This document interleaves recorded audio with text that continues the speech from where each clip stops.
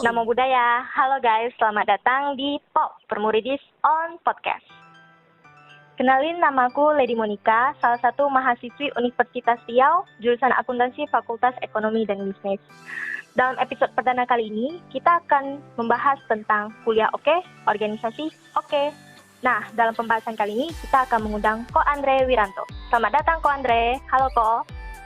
Halo. Ada pepatah yang bilang tak kenal maka tak sayang. Kenalin guys, Ko Andre ini salah satu senior pemuridis generasi ke-8 dan juga merupakan alumni jurusan Akuntansi Fakultas Ekonomi dan Bisnis. Koko ini juga merupakan penerima beasiswa dari Tanoto Foundation. Oh ya Koko sekarang udah kerja belum? Sudah. Kerja di mana Ko? Sekarang kerja di PT Riau Andalan Pulp and Paper. Oh, hebatnya dari Ko Andre ini guys, Koko ini mampu lulus kuliah dengan meraih cum laude. Wah, keren banget ya. Nah, karena pembahasan kita kali ini tentang kuliah oke, organisasi oke, aku mau tanya-tanya nih ke Ko Andre. Apa sih yang memotivasi Koko masuk ke Unri? Oh, kalau soal memotivasi sih mungkin gimana ya? Kalau memotivasi itu sebenarnya awalnya memang Unri bukan pilihan utama ya, tapi Unri memang dapat masuk ke Unri gitu karena memang ada hoki lah kita bilang ya, masuk melalui SNMPTN. Dan kemudian karena saya kemarin pun waktu mulai SNMPTN pun karena memang salah satunya jurusan akuntansi di Unri sudah diakui untuk setidaknya di Sumatera ya. Jadi memang itu alasan kemarin utamanya mengapa memilih akuntansi di Unri. Tapi kalau motivasi utamanya kemarin cuma karena arahan dari orang tua untuk bisa kuliah di situ. Jadi kalau memang pertama sih awalnya memang terpaksa, tapi gimana ya? Bagaimana biar terpaksa itu kita jangan kalau menurut aku jangan sampai aku jadi korban. Jadi aku memang menurut aku nggak mau jadi korban. Aku nggak mau jadi korban dari orang tuaku. Aku juga nggak mau menyalahkan orang tuaku. Jadi aku nggak mau karena aku udah terpaksa dan akhirnya pendidikan aku hancur. Ya udah, jadi aku berusaha menerima. Oke, aku kuliah di Unri. Aku pikirkan hal yang baiknya aja. Aku manfaatkan apa yang bisa Unri berikan, apa yang ada fasilitas Unri. Nah, begitulah sebenarnya. Jadi bagaimana cara kita masuk itu bukan kita sebagai korban, tapi bagaimana kita mencoba mencari peluang.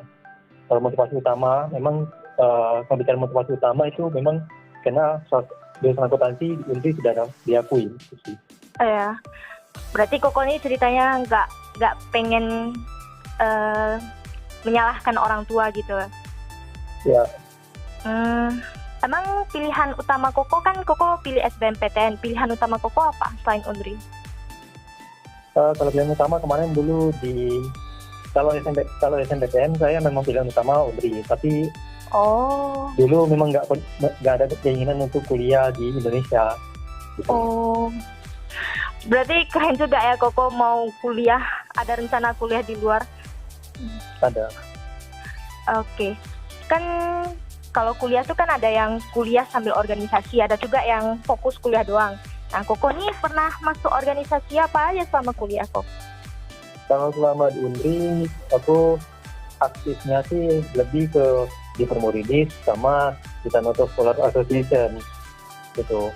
Di organisasi lain aku cuma jadi anggota yang bantu-bantu secara tidak ofisial. Kalau di Permuridis, Koko pernah jadi CO nggak? Kalau di Permuridis, jujur ya memang belum pernah jadi. Kalau jadi CEO belum, cuma sering jadi anggota terus.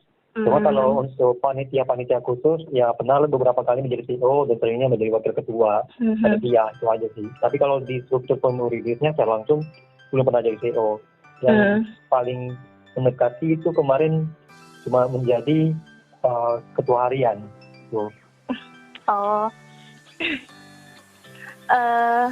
Berarti Koko cuma masuk Tanoto Foundation Association sama PMD ya, Permuridis. Ya, itu secara ofisial aku menjadi member di dua organisasi itu aja. Di organisasi lain aku gak official member, cuma bantu-bantu aja. Saat ada waktu luang ya saya bantu, kalau diminta bantu ya saya tolong, itu aja. Oke. Apa sih yang bikin Koko termotivasi dan semangat untuk kuliah sambil berorganisasi? Aku bilang kan cara motivasinya gini, karena kalau kuliah aja itu membosankan, dan kemudian untuk karir kita ke depannya, hard skill yang kita peroleh di kuliah itu nggak cukup. Kita perlu banyak soft skill. Benar. Soft skill itulah yang bisa kita dapatkan dari organisasi, komunikasi, kerjasama tim, lalu bagaimana cara menghadapi tekanan itu, bagaimana cara membangun tim. Nah, itu kita nggak bisa dapatkan di kuliah. Kita harus dapatkannya itu di organisasi, di kehidupan luar, di masyarakat. Seperti itu. Aku setuju banget sih sama Koko yang kita tuh berorganisasi untuk mendapatkan soft skill kayak cara komunikasi, cara menghadapi tekanan-tekanan gitu kan. Kira-kira Koko ada nggak tips gitu untuk kuliah sambil berorganisasi? Kalau tips dari aku ya, kita harus bisa membuat skala prioritas kita. Jadi gini, kita betul-betul bisa melihat prioritas kita. Kalau kuliah sambil organisasi, kamu bisa melakukan membuat skala prioritasmu. Misalnya ini ada ujian, kamu harus tahu UTS itu dilakukan pasti dimulainya sekitar minggu ke-8 hingga minggu ke-10. Nah, belum minggu ke-8 itu, ada seminggu ke-4 atau minggu ke-6, kamu sudah mulai buka buku, kamu sudah mulai bisa mempersiapkan diri untuk UTS. Jadi tidak ada lagi istilah untuk weekend terus malam. Dan kemudian untuk semua tanggung jawab organisasi, harus dilihatkan mana yang betul-betul prioritas. Mana yang bisa kamu kerjakan secara cepat, mana yang bisa kamu kerjakan langsung, mana yang harus menunggu proses, mana yang bisa didelegasikan, mana yang harus dikerjakan sendiri. Karena kalau di organisasi itu intinya adalah jangan semuanya kamu yang kerja, kamu harus bisa membagi tugas ke teman-teman kamu, karena itu namanya organisasi.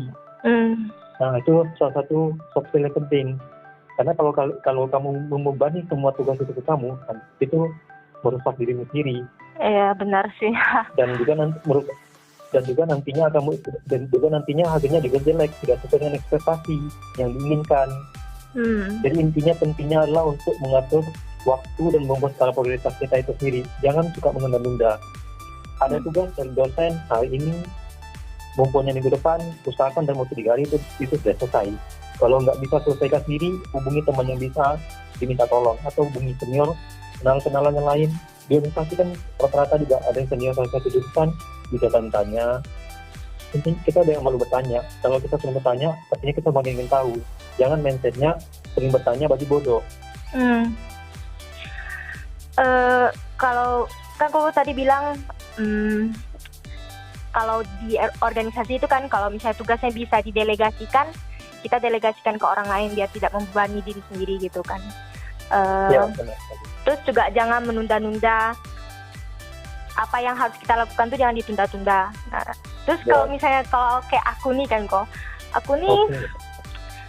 aku nih tipe orang yang kalau misalnya aku tuh dikasih tanggung jawab, aku tuh mempunyai ekspektasi yang terlalu tinggi dan aku tuh ingin hasilnya itu kayak bisa dibilang kayak sempurna, hasilnya tuh kayak sesuai ekspektasiku, dan ekspektasiku tuh tinggi banget. Jadi karena aku mau hasilnya tuh sesuai ekspektasiku, jadinya aku tuh malah nunda-nunda pekerjaan karena aku takut kalau misalnya aku belum siap untuk kerjain nanti hasilnya jelek. Kayak mana tuh kok? Nah, gini, pertama, ini kan kita bicara organisasi kan, berarti kan tanggung jawab yang diberikan oleh organisasi ini kan, misalnya dari ketua atau senior kamu ya. Pertama dari aku, saran dari aku pertama adalah kamu sesuaikan dulu ekspektasi kamu dengan keinginan dari CEO ataupun dari itu. Kalau bisa ada ngobrol. Karena atau berarti Cemocin ya. Cemocin, ini kan Cece suruh aku bikin kayak podcast gini kan. Nah, aku harapannya kalau ekspektasi aku nih, aku bisa dapatkan sampai penonton berapa banyak, aku bisa gini. Jadi muat bisa itu sesuaikan dulu apakah ekspektasimu ini sesuai dengan tujuan organisasi atau enggak. Sesuai nggak dengan tujuan yang apa yang diinginkan oleh yang memberi tanggung jawab ini. Kemudian setelah misalnya sesuai, baru tanya ke anggota. Kan kita organisasi kan, berarti kamu tidak kerja sendiri kan. Tanya ke anggota, teman-teman semua, apakah mampu, sanggup kita mau mencapai ekspektasi seperti ini. Karena kalau ekspektasinya cuma sendiri, sedangkan anggota-anggota yang lain nggak bisa, kan susah juga.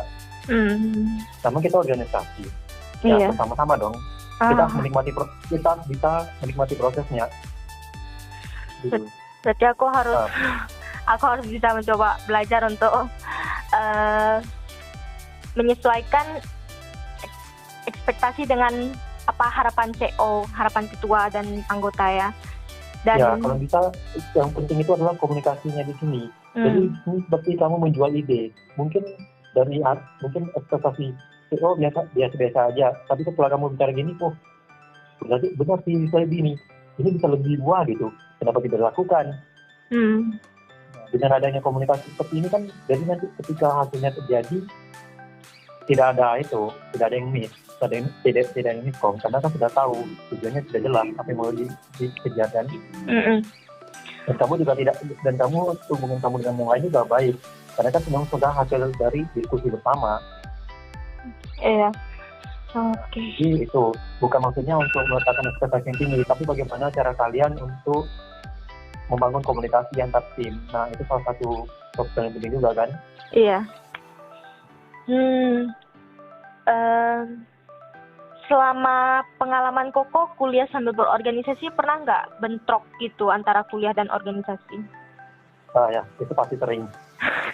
Seringnya. Jadi kalau misalnya bentrok gitu, kayak mana cara Koko manage waktu? Nah, itu tadi kita harus tahu skala prioritasnya, mana yang betul-betul penting.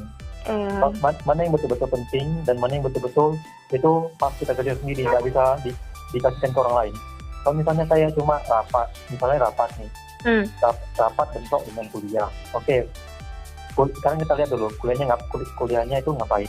Apakah ada kuis atau ada ujian atau betul-betul memang dosennya galak, kita nggak bisa keluar, kita agak susah mau izin. Nah, kalau gitu kita usahain. Kalau misalnya memang keadaannya mengharuskan kita harus datang kuliah, ya kita datang kuliah. Dan itu kita harus menginformasikan langsung kepada ketua ataupun yang ngajar rapat, dan karena kan ketua juga manusia, mereka nggak tahu dong jadwal kita semuanya, mereka belum tentu tahu kan. Iya. Nah, jadi kita bisa jaga komunikasi itu, ya jelaskan ke ketua kenapa kamu nggak bisa datang. Nah, kalau misalnya pun nggak bisa, kalau misalnya rapat kan juga biasanya agak lama ya, karena kan kita diskusi panjang dan nggak akan habis 1 jam 2 jam. Nah, coba diskusikan lagi sama ketua, boleh nggak kamu datangnya agak lambat, jelaskanlah alasannya. Itu pentingnya komunikasi di sana. Nah, kalau memang betul-betul meeting ini penting dan tanpa kehadiran kamu di meeting itu akan nggak berjalan, ya berarti meeting yang didulukan. Kuliah mungkin nanti kalau misalnya cuma pelajaran biasa boleh minjem catatan dari teman seperti itu. Jadi betul-betul kamu harus bisa melihat skala prioritasnya. Nah, kalau aku memang melihat dari situasinya sendiri sih. Kalau aku nggak bisa memberikan jawaban absolut mana yang penting mana yang tidak. Jadi kalau aku harus lihat dari situasinya terlebih dahulu. Dari situasi yang betul-betul kuliah itu penting, karena kan kita kan dibiayai orang tua juga, tujuan utama adalah kuliah, hasil yang kita inginkan oleh orang tua ekspektasikan kan. Iya. Nah, kita juga bisa dong menjaga kepercayaan dari orang tua ini. Jangan sampai karena kita terlalu fokus organisasi, nanti kita semua turun, kepercayaan orang tua hilang, dan kita malah terus pada organisasi.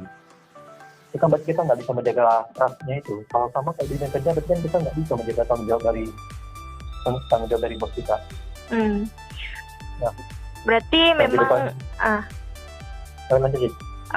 Berarti memang saat kita berorganisasi ini kita tuh harus bisa mempunyai soft skill di mana kita bisa memanage waktu dan tahu yang mana yang harus diprioritaskan terlebih dahulu. Nah, kalau menurut aku sih bukan kita punya ya, tapi di organisasi inilah kamu bisa melatihnya. Di organisasi ini, waktu kamu melatihnya, kalau kamu salah, efeknya apa? Gak terlalu besar kan? Kalau nanti kamu di dunia kerja, kamu baru belajar, dimarahin bos, dipotong gaji, segala macam, kinerja menurun, gaji dipotong lagi gaji. Berarti memang kalau di organisasi apa? Kamu cuma dimarahin senior, Iya. Jadi dimarahin santai, dimarahin ya biasa aja kan. Kan kita masih manusia, dimarahin masih pertanda sayang. Kalau sudah nggak peduli lagi kan baru gitu. Iya benar. Aja. Berarti memang organisasi ini memang bisa dibilang penting lah ya, biar kita tuh bisa mengembangkan soft skill dan juga ya seperti yang Koko bilang tadi gitu kan, kalau misalnya di organisasi kita buat kesalahan itu ya masih paling cuma dimarahin senior aja gitu kan, tapi kalau misalnya di dunia kerja nanti kita udah buat kesalahan, nanti konsekuensinya lebih besar lagi.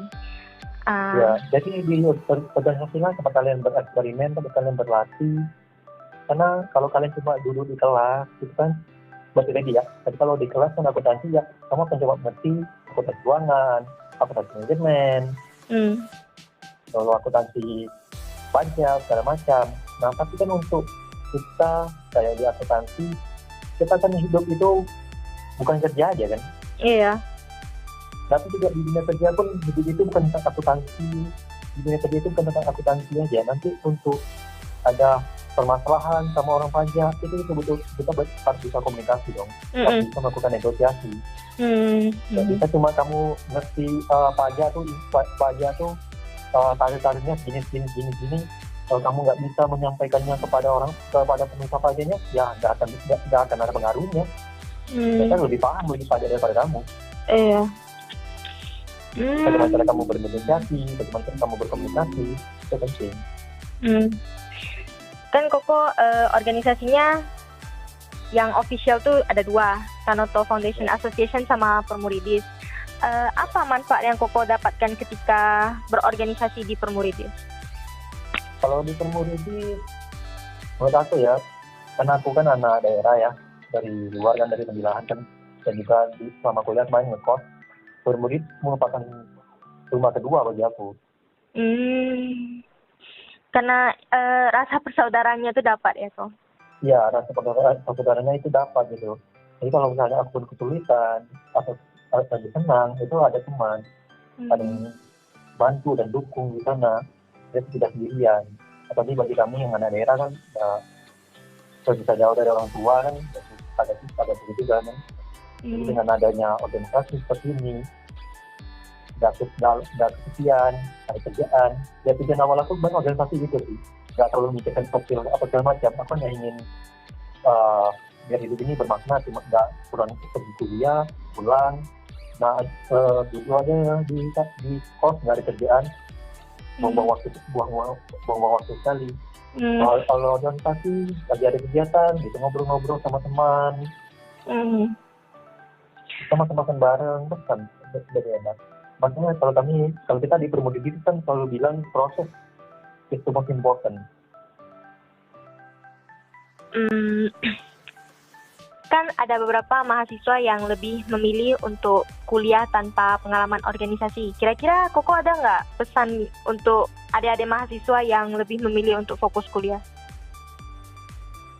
Oke, pertanyaan bagus ya. Iya. Kalau untuk pesan-pesan ke adik-adik, khususnya untuk jurusan ekonomi, fakultas ekonomi dan bisnis, satu pesan yang sangat singkat adalah hidup kalian akan sangat membosankan jika kalian cuma kuliah aja. Nah ya. Oke, untuk adik-adik yang berada di fakultas lain, aku hanya ingin coba buat kalian berpikir aja ya. Ini deh, kalau kalian misalnya untuk cuma kuliah aja, itu ibarat nanti waktu kalian nanti masuk ke dunia kerja, nanti cuma kerja dari jam 7 pagi sampai jam 5 sore. Biasanya gitu lagi. Dan kayak ibarat film, alurnya datar banget, plotnya datar banget. Mungkin orang 1 menit aja nonton udah ngantuk, udah tidur. Hidup kalian mau hidup tuh kalau bisa, bagi kalian masih muda, coba cari banyak-banyak mungkin skill-skill yang penting.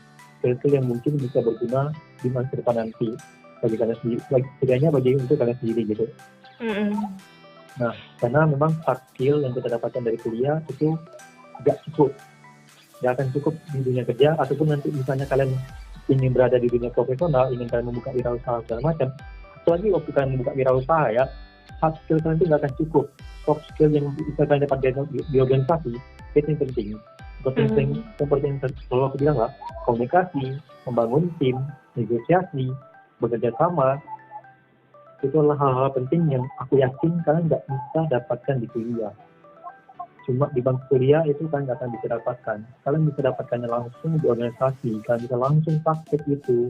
Dan walaupun kalian salah, hukuman terberat yang kalian dapatkan cuma arahan dan senior. Iya. Gitu. Benar juga. Nah, kalau tadi itu kan pesan untuk adik-adik yang lebih milih fokus kuliah. Nah, kebetulan aku nih kan salah satu mahasiswi yang memilih kuliah sambil berorganisasi. Koko ada nggak pesan untuk adik-adik mahasiswa Koko juga yang dia tuh kuliah sambil berorganisasi biar lebih semangat lagi mereka organisasinya? Oke, yang pertama aku akan memuji kalian dulu. Kalian luar biasa. Makasih kok. Oke. Saran-sarannya seperti yang dari hasil kita tadi ya, ngomong-ngomong kita tadi ya. Ingat, kalian dikuliahkan oleh orang tua kalian, pasti orang tua kalian punya ekspektasi. Kalian boleh kuliah sebuah organisasi, tapi ingat, kalian harus bisa memenuhi ekspektasi dari orang tua kalian. Itulah pentingnya kalian untuk bisa mengatur waktu dan juga membuat skala prioritas kalian. Tuh, kan. Jadi kalau pesan-pesan aku itu sih, kalian betul harus bisa belajarlah di sini selama kalian kuliah 4 tahun, 3 tahun setengah atau berapa tahun pun, selama kalian di organisasi belajarlah itu yang paling penting. Bagaimana cara kalian manage waktu dan bagaimana kalian membuat prioritas atas kegiatan-kegiatan kalian. Salah sedikit, gak masalah, santai aja. Namanya kalian belajar. Kalau kalian belajar pasti ada salahnya. Jangan malu untuk bertanya, terus bangun komunikasi. Karena orang lain nggak akan tahu jadwal kalian. Kalian yang paling tahu jadwal kalian. Kalian harus jelaskan ke mereka. Iya. Kalau kalian bisa jelaskan, orang lain nggak akan tahu. Mereka bukan cenayang, mereka nggak bisa tahu jadwal kalian semuanya. Kita harus berani membuka suara ya, menjelaskan. Ya betul, harus bisa mengeluarkan itu suara kalian. Itu kalau kalian menjadi itu mahasiswa, agent of change kan. Oke, untuk episode kita kali ini kita udah mendengar banyak cerita-cerita tentang pengalaman Ko Andre bagaimana kuliah sambil berorganisasi. Terima kasih ya Ko udah bersedia untuk ditanya-tanya sama aku. Dan untuk adik-adik sekalian, semoga tetap termotivasi dan semoga tetap semangat kuliahnya, tetap semangat organisasinya. See you on the next episode. Bye-bye.